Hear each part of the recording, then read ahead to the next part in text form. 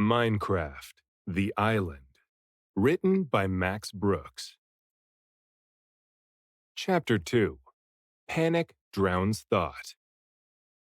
Using my new power, I knocked out the other leaf blocks on the rest of the trees. I not only came away with 2 more apples, but a critical discovery about my belt and pack. It happened right after the first apple, when I was boxing the leaves. Instead of dropping fruit, I got a small sapling. On strike again, I asked my frozen hand, and dropped the mini tree into my belt. Seconds later, when I got a second one, I absent-mindedly stuffed it into the same pouch. That's when I realized that they'd not only shrunk, but flattened and stacked themselves together like playing cards. "Well now," I said with a smile, "this might actually be helpful." That turned out to be an understatement. By the time I'd finished stripping all 3 trees, I managed to stack 12 compressed saplings into just one compartment, and I might add, at 0 weight. Looking over the additional pouches in my pack, I thought, I can carry a whole warehouse worth of stuff. Which means, I said, scowling at my belt, my mood deflating like stacked saplings, until I find stuff worth carrying, you're as helpful as a wind-powered fan. There's gotta be more apple trees, I thought, staring up at the cliff. Through panicked eyes, it initially looked like an impassable barrier. Now, calmer, confident, and well-fed, I could see that it was more like a steep slope than a sheer wall. Who knows what else is over there, I thought, hiking up square dirt cubes. If I'd only thought clearly, instead of being such a total dweeb, I wouldn't have trapped myself on this side of the island in the first place. In fact, maybe it wasn't an island after all. Maybe this beach was the start of a whole continent. Don't get me wrong, I hadn't abandoned the notion of all this just being a dream, but still, part of me couldn't help wishing to come up over the top of the hill to see a ranger station, or a town, or a giant city, or... There wasn't. I stood on the even green summit and stared with crushing disappointment at the rest of the uninhabited island. The land stretched out like a claw, 2 wooden pincers nearly enclosing a round, shallow lagoon. I couldn't judge just how large the island was. By that point, I still wasn't very good at measuring by blocks. But it couldn't have been too big, because I could definitely see the end of it under the late afternoon sun. And with the sinking orange square, so went my spirits as well. Just like in the water, I thought I was alone. And just like in the water, I was wrong. Moo. The sound made me jump. "What?" I said, nervously looking all around. Who's there?" "Moo," came the sound again, pulling my eyes to the base of the hill. It was an animal, black and white, with a body as rectangular as its surroundings. I picked my way down the western slope, which was easier and more gradual than the treacherous eastern side, and walked right up to the fearless creature. Studying it more closely, I could see that it wasn't entirely black and white. Gray horns, pink inside the ears, and a pink shallow sac beneath the stomach. "You gotta be a cow," I said, and the moo I got was the best sound I'd heard all day. "You don't know how happy I am to see you," I sighed. I mean, hey, I know it's still just a dream and all, but it just feels so good not to be... The word stuck in my throat, stinging my nose and eyes. "Alone." "Bah," answered the cow. "Wait, what?" I asked, stepping closer. "Are you, like, bilingual, or—" "Ah," said the animal, but not the one in front of me. I looked up and past the cow, toward the sound's true owner. It was rectangular, duh, but a little shorter and practically all black. I'd almost missed it in the dim light of the early morning. Now, as I approached the darkening woods, another animal, as white as the clouds above, stepped out from behind its black twin. Despite their straight, flat outlines, I could see the barest details of woolly coats. "You're sheep," I said, smiling, and reached out to pet one. I wasn't thinking. I didn't mean to punch. The animal yelped, flashed pinkish red, and took off running through the wood. "Oh, sorry," I called after it. "Sorry, little sheep." I felt so bad that I turned to its unfazed friend and babbled, "I didn't mean it, really. I still don't know how to use this body, you know?" "Cluck, cluck, cluck," came an answer to my left. Two small birds, each about a block high, were pecking the nearby ground. They had short, skinny legs, plump bodies covered with white feathers, and small heads ending in flat orange beaks. "I'm not sure if you're chickens," I told them. "You do have kind of duckish features." They glanced up at me for a second and clucked. "But you sound like chickens," I continued, "so I guess calling you chickens makes more sense than chickaducks."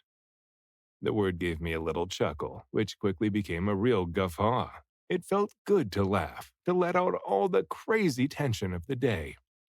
That's when I heard a new sound. Gah. It was a throaty, phlegmy gargle that sent chills up my spine. I looked all around, trying to find out the source. Sound on this island seemed to be coming from every direction. I stood there listening, wishing the chickens would shut up. Then I smelled it. Mold and rot, like a dead rat in an old sock. I didn't see the figure until it was only a dozen or so paces away. At first I thought it was another person, dressed just like me, and I took an automatic step forward. Then, just as instinctively, I stopped and backed away. Its clothes were ragged and filthy. Its flesh was a mottled green. Its eyes, if you could call them eyes, were nothing but lifeless black points in a flat, unmoving face. Memories flooded my mind, images of creatures I'd known from stories but had never seen in person. And now, here it was, approaching with outstretched arms. This was a zombie. I tried to retreat, bumping against a tree. The zombie closed. I dodged. Rotted fists smashed into my chest, throwing me back. Pain shot through my body. I gasped. It lunged. I fled. Numb with fear, I sprinted for the hill. I wasn't thinking, wasn't planning. Terror drove my every step. Something clacked in the darkness behind me, followed by a noise like whipped air. Something smacked into the tree in front of me. A feather-tipped, quivering stick. An arrow. Was the zombie armed? I hadn't noticed. I just kept running. Something red flashed to my right. A cluster of eyes, followed by a clipped hiss. I scampered up the slope of the hill, glanced back only when I was at the summit. In the pale light of a rising square moon, I could see that the zombie was still coming. It was already at the bottom of the slope and began to climb up after me. Throat closing in fright, I tore my way down the eastern cliff. I slipped, fell to the bottom, and heard a sickening crack. "Urgh," I hissed as bolts of agony stabbed through my ankle. Where to go? What to do? Should I jump back into the ocean and try to swim away? I froze at the edge of the blackened water. What if that squid was still out there? And what if it had gotten hungry? Another moan echoed across the starry night. I turned to see the zombie's head poke over the top of the hill. Frantically, I looked for somewhere to go, someplace to hide. My eyes flicked back and forth, settling on the single block of earth I dug out earlier in the day.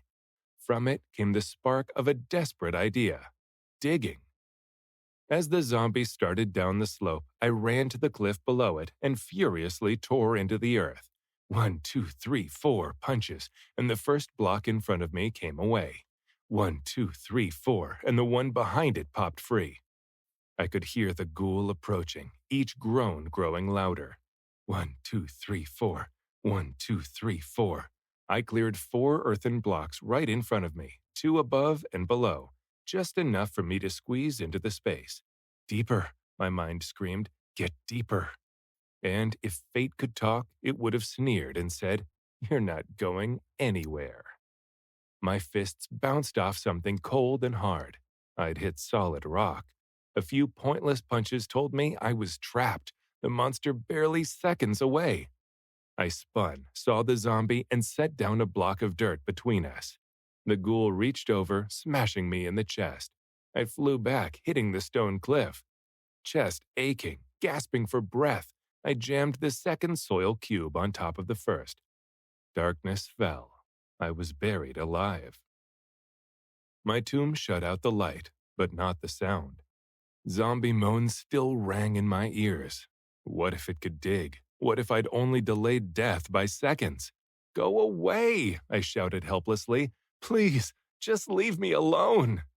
Gagging growls answered. Please, I pleaded. Unfeeling, uncaring, unstoppable moans answered. Wake up, I whispered. I gotta wake up. Wake up. Wake up. In desperation, I started jumping up and down, hitting my head against the ceiling, trying to jolt myself awake. Wake up, wake up, wake up, wake up. I fell back against the stone wall, head throbbing, eyes burning, chest heaving in rapid, panicked sobs. Why? I whimpered. Why can't I wake up? And just then, the zombie barked a deep, violent groan. Because it's not a dream.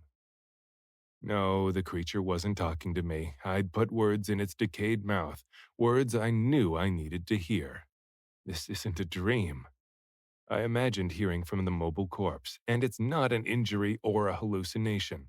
This is a real place, a real world, and you're going to have to accept that to survive. You're right, I said to the ghoul, knowing that I was talking to myself, but still thinking that talking to a dead guy was somehow saner. This isn't happening in my head. This is happening. The fragment of a half-remembered song floated through the fog of my amnesia. Something about finding yourself in a strange place. I couldn't remember all the lyrics, but one stuck clearly in my mind. You may ask yourself, well, how did I get here? I don't know, I admitted. I don't know how I got here, or even where here is. Another planet? Another dimension? I don't know, but I know there's no point in denying it anymore. And with that acceptance came this huge wave of calm. And with the calm came a new mantra. Panic drowns thought, I told the zombie, so it's time to stop panicking and start figuring out how to survive.